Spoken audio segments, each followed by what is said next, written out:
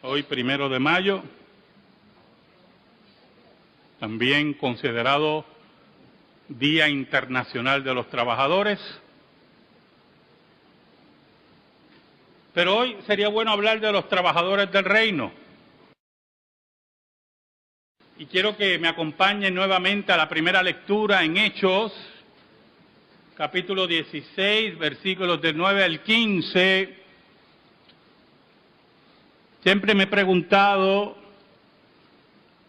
cuántas veces el apóstol Pablo debe haber pensado el cambio drástico en su vida desde que conoció a Jesús.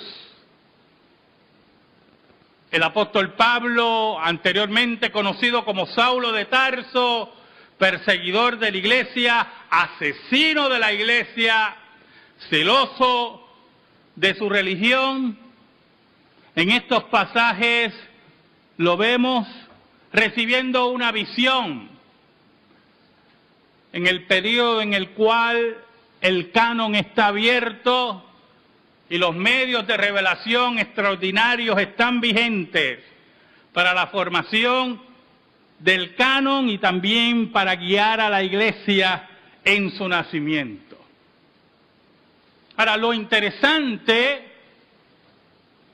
de este pasaje es la búsqueda de las almas perdidas y cómo Dios utiliza los medios que sea para llegar a los suyos.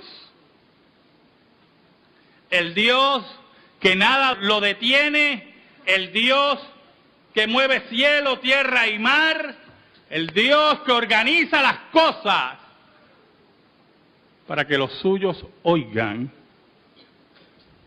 y crean a su palabra.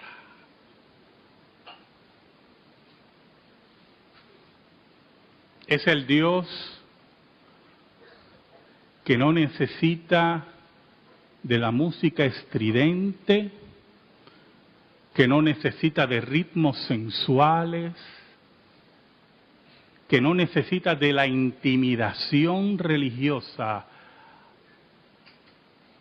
para salvar a los suyos. Y en este caso, el apóstol Pablo es el medio que Dios utiliza para buscar esa alma de salvación. Oramos. Digno eres de toda alabanza y de toda gloria, Señor. Gracias, porque en tu gran misericordia y tus misterios nos permites, Señor, exponer tu palabra. Perdona nuestros pecados. Escóndenos bajo la sombra de la cruz y que tu palabra eterna, que no se equivoca, sea depositada en nuestra vida y en nuestro corazón. Ayúdanos, Señor. En el nombre de Jesús oramos. Amén. Y amén. Posiblemente el apóstol Pablo estaba descansando en el momento que recibe esta visión.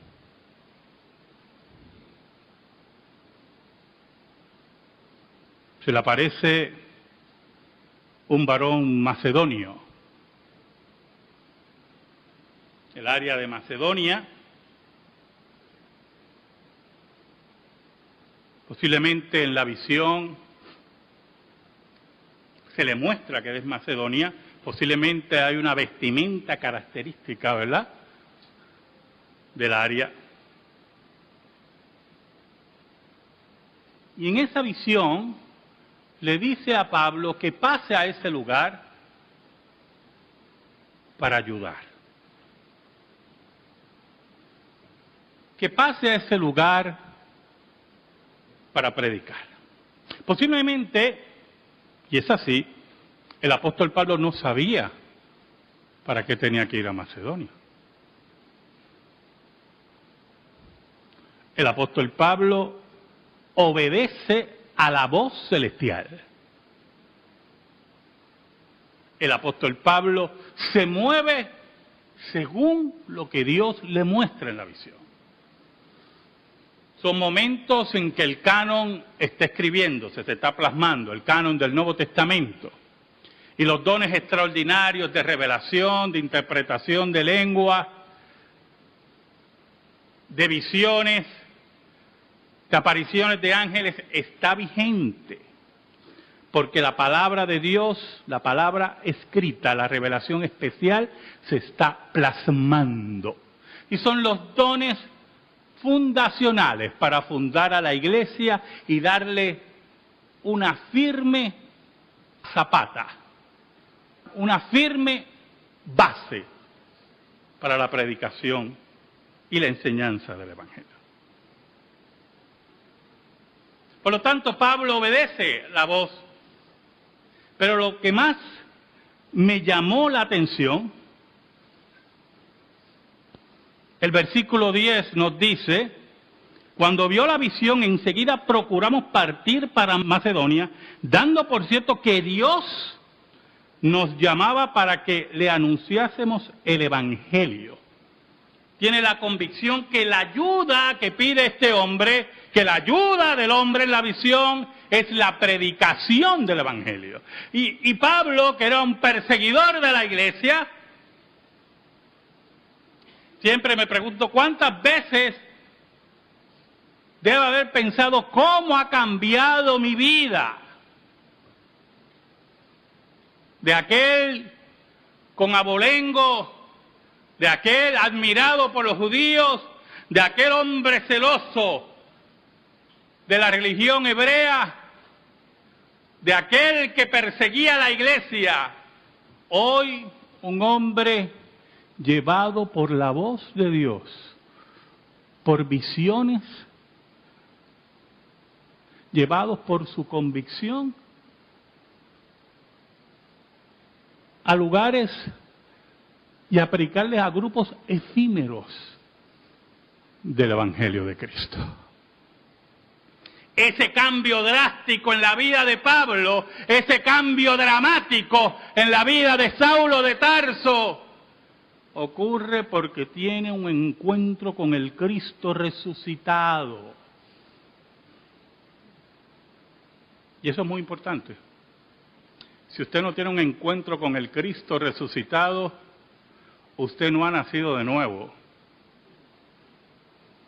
Si usted no tiene un encuentro con el Cristo que venció la muerte, la metanoía o la metanoia que debe ocurrir en su vida no está presente.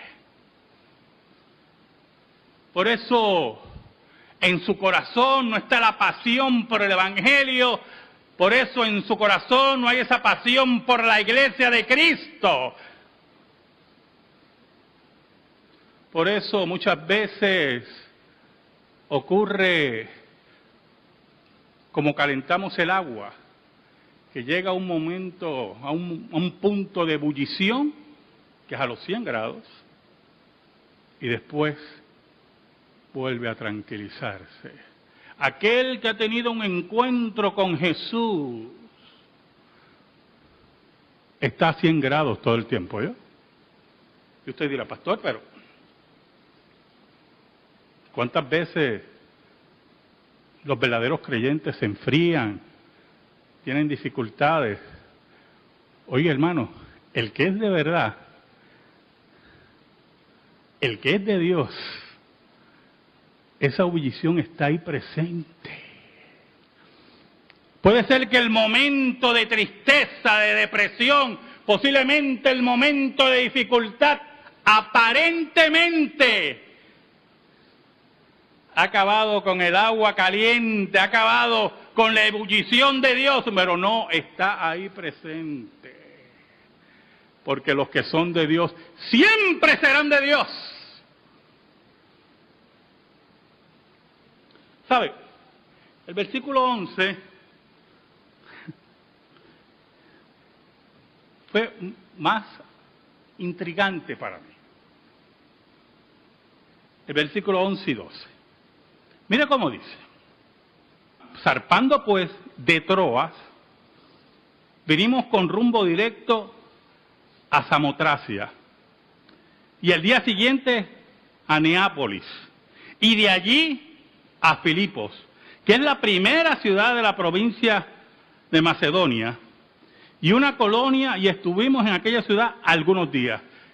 Y me estuvo tan interesante porque en el último viaje que fuimos a Presbiterio, yo estaba evitando todas esas conexiones, buscando un pasaje que no me pusiera en Miami, y después en Boston, para después llegar a New Jersey y mandarme a otro lado. Yo, Dios mío, no puedo. Y buscaba un pasaje sencillo para llegar a mi reunión de presbiterio. Y cuando vemos estos hombres en una época, oiga, yo vuelo en esos aviones modernos, y estos hombres tenían que zarpar, no importando las condiciones, no en camarotes bellos así, con servicio al cuarto. Hombres que eran llevados de diferentes puntos, y Dios los lleva a diferentes puntos, de diferentes lugares, y no se quejan, y no lloran como su pastor. Hombres que su visión está ahí, y cuando llegan a su destino, con las mismas fuerzas para predicar la tumba vacía y al Cristo resucitado. Hombres sin queja, hombres valientes, de una estatura única, hombres que persiguen la estatura de Cristo, como dice el mismo apóstol Pablo. Que mucho tenemos que aprender de los apóstoles. Y allí estuvieron algunos días, pero Dios tenía un propósito, como siempre. El Dios que nada se le escapa, el Dios que busca los suyos, el Dios que no se rinde, el Dios de los valientes, no de los cobardes. Y dice el versículo 13, y un día de reposo, en este caso sábado, salimos fuera de la puerta junto al río donde solía hacerse la oración. Allí iban los judíos en el día de reposo a hacer la oración. Y sentándonos, hablamos a las mujeres que se habían reunido. Bien interesante, hermano. La mujer, siempre con esa búsqueda de la piedad. Y usted puede decir, pastor, en esa época los hombres estaban en la sinagoga, pues los hombres tenían que trabajar mucho y las mujeres se dedicaban muchas veces más a la piedad. Pero usted no puede negar esa sensibilidad espiritual de la mujer, que se le escapa al hombre muchas veces. Esa fortaleza única de la mujer. Y allí estaban ellos predicándole a las mujeres que estaban allí, pero el versículo 14 es el que nos interesa en esta mañana. Cómo Dios movió cielo, tierra y mar. Cómo Dios plantó una visión a Pablo y a sus acompañantes. Porque había llegado la hora que Dios había establecido para salvar a Lidia. Podía estar Pablo muy lejos. Podía estar Pablo muy atareado. Posiblemente las distancias eran sorprendentes y los puntos de reunión para tomar transportación eran de gran dificultad. Claro que sí, posiblemente ocurrían todas esas cosas, pero Dios había determinado el día y la hora que iba a salvar a Lidia. Y no había tormenta, no había distancia, no había cansancio que detuviera el gran plan de Dios de buscar a los suyos. Por eso es que nosotros no necesitamos poner payasos aquí al frente con conteos para que la gente pase al frente. Pasar al frente. ¿Por qué yo tengo que llamar a la gente a que pase al frente? Usted puede pasar 10 veces aquí al frente y llorar 20,000 veces. Y si Dios no ha llegado a su corazón, es la típica tristeza melancólica del ser humano. No necesitamos manipular a nadie para que pase al frente diciendo que Dios está aquí. No, Dios está allí también. Dios está allí también. Dios está aquí también. Y va a tocar a los suyos. Y va a abrir el corazón de los suyos. Mire cómo dice el versículo 14. Oiga, es que este versículo es dinamita. Es fuerza de Dios. Es la palabra de Dios que no se equivoca. Los hombres inventarán sus teorías salvíficas, pero hay una sola camino de salvación y un solo llamado de Dios en la persona de Cristo Jesús. Hay solamente un acto soberano de Dios para salvar a los suyos. Versículo 14 dice, entonces una mujer llamada Lidia, vendedora de púrpura, vendía telas, una mujer que vendía también tintes para las telas, una mujer trabajadora. Por eso mencioné lo del 1 de mayo, ¿yo? ¿Usted se cree que yo menciono eso por las tonterías de los socialistas? Por favor, ¿con quién usted cree que está hablando? Una mujer trabajadora. Qué tremenda esas mujeres. Qué tremenda esas mujeres que aportan a su hogar. Mujeres que no se rinden. Mujeres frente a su familia. Mujeres que deben ser respetadas por sus esposos y honradas por sus esposos.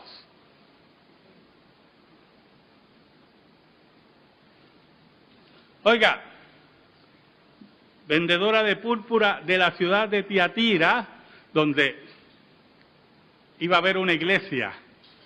Por eso en Apocalipsis hay un mensaje a Tiatira. Que adoraba a Dios, ya tenía al Dios de Israel, ya creía en el Dios de Israel, pero hay un problema, un serio problema, ¿oyó? Que Cristo dijo que el que no tiene al Hijo, no tiene al Padre. Es Jesús de Nazaret el camino de Dios. Es Jesús de Nazaret la solución de Dios al problema del hombre y de la mujer.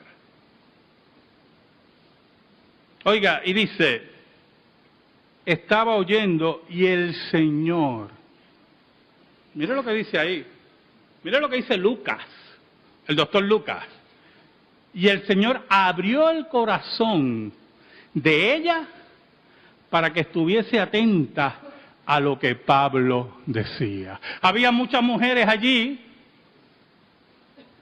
había muchas que escuchaban de buena gana, pero Dios movió cielo, tierra y mar para salvar a Lidia. Dios movió al apóstol Pablo y sus acompañantes de todo lugar para abrir el corazón de Lidia y ella oyera la voz de Dios. Por eso es que el libre albedrío es un cuento de hadas. ¿Cómo que libre albedrío? ¿Quién se inventó esa basura? ¿Usted cree que usted puede escoger a Dios? Si mire, Dios es el que salva, dice la Biblia. Pero aún más, alguien puede decir, no, la salvación es para todos, Dios le da la oportunidad a todos. Oye, ¿y por qué no abrió el corazón a las otras mujeres y solamente a Lidia? Porque esa era la oveja perdida. de las 99 era la oveja perdida que el pastor salía a buscar. Oiga, el versículo 15, y con eso terminamos en esta mañana. Nos habla del pacto de Dios. El Dios del pacto. Y usted dirá, pero no aparece pacto por ahí. Es que cuando no estudiamos la Biblia correctamente, como algunos que yo conozco, no ven nada, son ciegos. En vez de tener tapia en los oídos, lo tienen en los ojos. Mire cómo dice el versículo 15. Y cuando fue bautizada, y su familia. Muy importante eso, ¿yo, hermano? El Dios de la Biblia, el Dios del pacto, siempre fue un Dios de familia. Fue un Dios que hacía que pacto con los tuyos y qué, y tu descendencia. Haré pacto contigo y tu descendencia, le dice Abraham. Es el Dios que busca a los suyos y busca a la familia de los suyos y se acerca a los suyos y a su familia. Es el Dios del pacto familiar. Por eso cuando algunas veces oímos, que en cierta medida es correcto, en cierta medida, que la salvación es individual, escuche bien, no puede ser en detrimento del pacto. Nuestros hijos, que son bautizados aquí como niños, se bautizan como hijos del pacto. Y ahí comienza, escuche bien, una relación legal. Nuestros hijos comienzan una relación legal con Dios. Y quienes los instruyen en esa relación legal son los padres y la iglesia. Pero el círculo es la familia.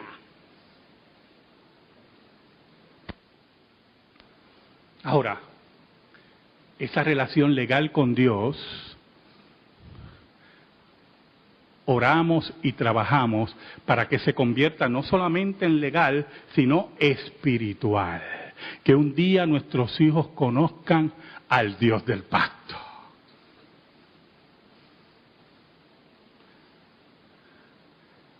Lidia, que sabía y oía del pacto abrámico, recibe el Evangelio y ella y su familia son bautizados.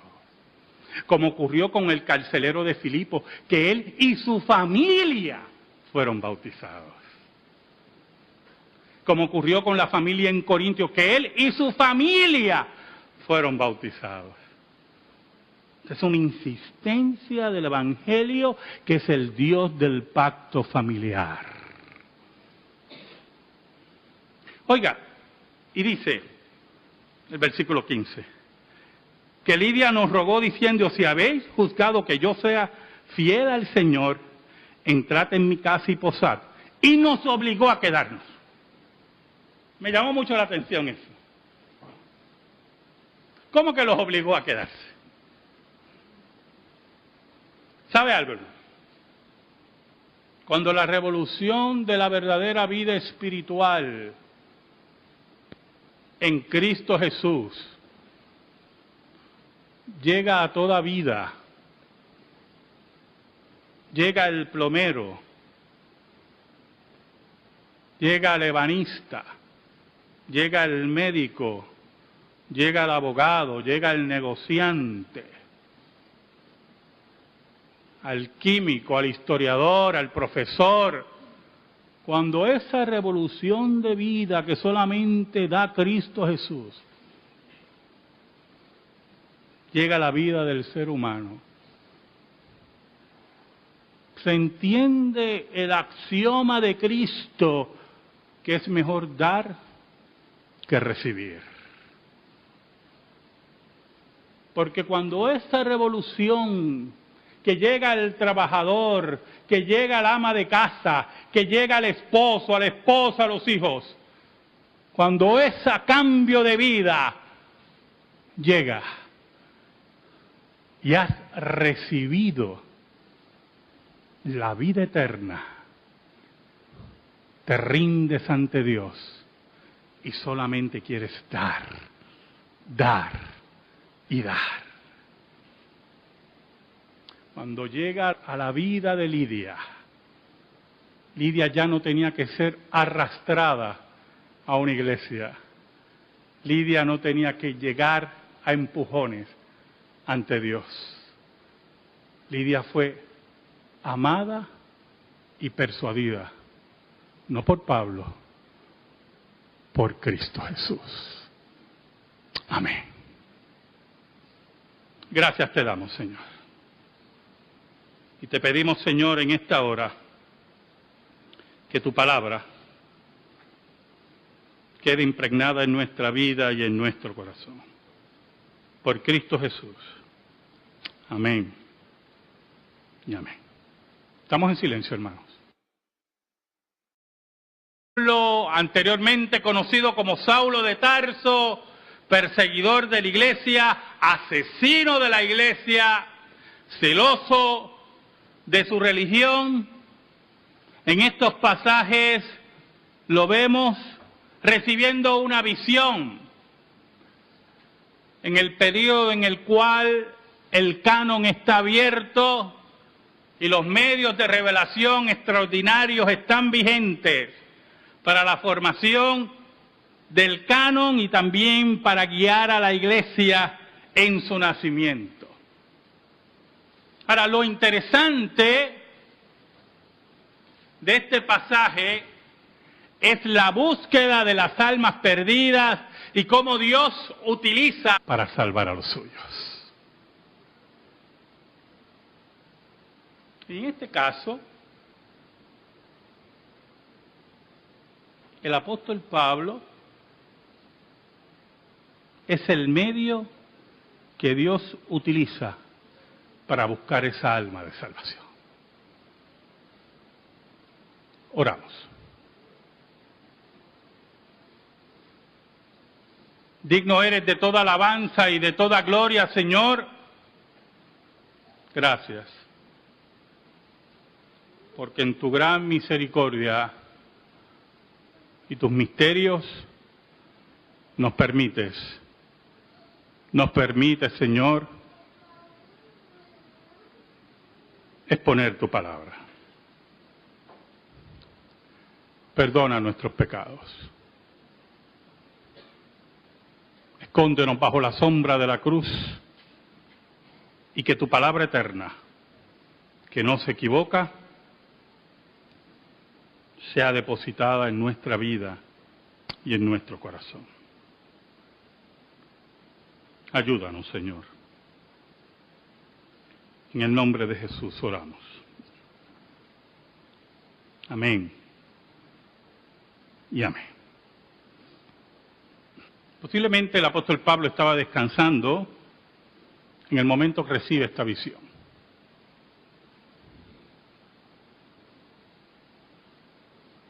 Se le aparece los medios que sea para llegar a los suyos. El Dios que nada lo detiene, el Dios que mueve cielo, tierra y mar, el Dios que organiza las cosas para que los suyos oigan y crean a su palabra.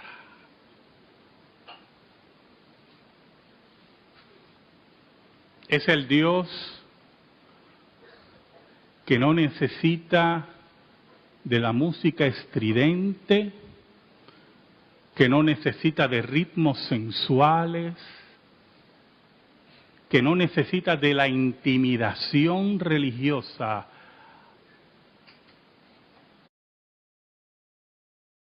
Hoy, 1 de mayo, también considerado Día Internacional de los Trabajadores. Pero hoy sería bueno hablar de los trabajadores del reino. Y quiero que me acompañen nuevamente a la primera lectura en Hechos, capítulo 16, versículos del 9 al 15. Siempre me he preguntado ¿Cuántas veces el apóstol Pablo debe haber pensado el cambio drástico en su vida desde que conoció a Jesús? El apóstol Pablo